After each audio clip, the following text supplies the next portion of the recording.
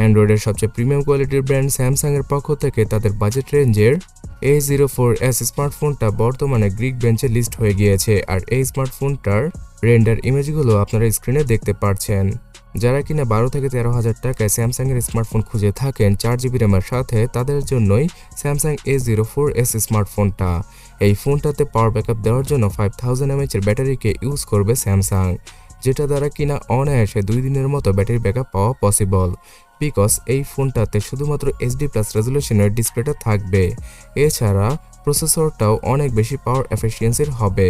তো এই জন্যই 5000 mAh এর ব্যাটারি দ্বারা ইজিলি যারা কিনা নর্মালি তাদের স্মার্টফোনকে ইউজ করে থাকেন প্রায় 2 দিনের মতো ব্যাটারি ব্যাকআপ পেয়ে যেতে পারবেন। এই ফোনটাতে পাওয়া যাবে 18 ওয়াট অথবা 15 ওয়াটের চার্জিং স্পিড। তবে হতাশ করার ব্যাপার হচ্ছে গিয়ে এই স্মার্টফোনটির সাথে কোনো প্রকার চার্জারকে প্রোভাইড করবে না বক্সের সাথে স্যামসাং, যেটা কিনা বর্তমানে তারা করছে। তাই আপনাকে অবশ্যই সেপারেটলি একটা ফাস্ট চার্জারকে কিনে নিতে হবে, অথবা আগের কোনো চার্জার থাকলে আপনারা ইজিলি চার্জ করতে পারবেন A04s স্মার্টফোনটা।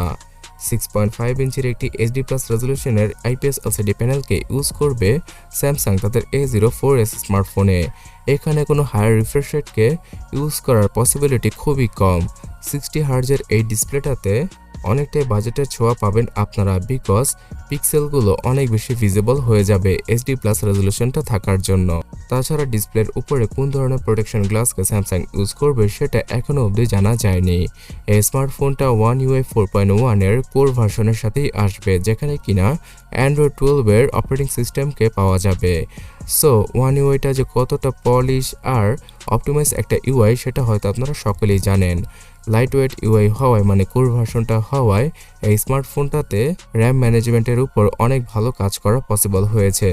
এখানে knock security, secret folder, good lock এই সকল ফিচারকে এলিমিনেট করে দিয়েছে স্যামসাং। তাছাড়া ক্যামেরা সেকশনে ফোনটার পেছনে পাওয়া যেতে পারে 50 মেগাপিক্সেলের ট্রিপল ক্যামেরা সেটআপ। এখানে 2 মেগাপিক্সেলের দুইটা ফালতু ম্যাক্রো এবং ডেপ ক্যামেরা সেন্সরকে ইউজ করা হবে। তাছাড়া 50 মেগাপিক্সেলের ক্যামেরার কোয়ালিটি বাজেট অনুযায়ী মোটামুটি লেভেলেরই হবে। ফ্রন্টে 8 মেগাপিক্সেলের সেলফি ক্যামেরাকে ইউজ করা হবে ছোট্ট আকৃতির নচের মধ্যে। আর বাজেট ক্যাটাগরির স্মার্টফোন হওয়ায় এখানে সর্বোচ্চ ফুল HD রেজলিউশনে ভিডিও রেকর্ড করতে পারবেন আপনারা।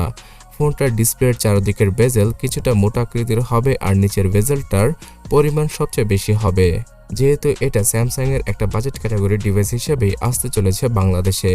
এই স্মার্টফোনটাতে এক্সিনোসের 850 A04s চিপসেটকে ইউজ করতে পারে স্যামসাং। তাদের নিজস্ব এই চিপসেটটা অতটাও ভালো নয় বাজেট ক্যাটাগরিতে। দেখা যাবে নতুন নতুন স্মার্টফোন কেনার পরে হয়তো ল্যাগ এবং ফ্রেম ড্রপের দেখা আপনারা কিছুটা কম পাচ্ছেন, বাট 6 থেকে 7 মাস পুরনো হলে এই স্মার্টফোনটাতে ল্যাগ এবং হ্যাংয়ের দেখা বাড়তেই থাকবে। যদিও কিনা এই স্মার্টফোনটার 3GB আর 4GB র্যামের ভেরিয়েন্টই বাংলাদেশে আসবে, তবে চিপসেট যদি অতটাও পাওয়ারফুল না হয় তাহলে সেই ফোনটা ইউজ করে অতটাও মজা পাওয়া যায় না। বিকজ একটা চিপসেটের উপরই ক্যামেরার ISP, হার্ডওয়্যার পারফরমেন্স আর ডিসপ্লে রেজলিউশন অথবা গ্রাফিককে ধরে রাখার ক্ষমতা থাকে। এবং গেমিংয়ের কথা বললে এই চিপসেটটা দ্বারা আপনারা লুডো, সাবওয়ে সাফার আর টেম্পল রানের মতো লাইটওয়েট গেমগুলো খেলতে পারবেন। সো ভিউয়ার্স, 332 আর 464 এই দুইটা র্যাম রোম ভেরিয়েন্টের সাথে বাংলাদেশের মার্কেটে স্যামসাং A04s স্মার্টফোনটা আগামী 1 থেকে 2 মাসের মধ্যেই চলে আসবে। এবং প্রাইসিংয়ের ক্ষেত্রে 12 থেকে 13,000 টাকার ভেতরেই বাংলাদেশের মার্কেটে স্যামসাং A04s স্মার্টফোনটাকে অফিসিয়ালি লঞ্চ করতে পারে স্যামসাং।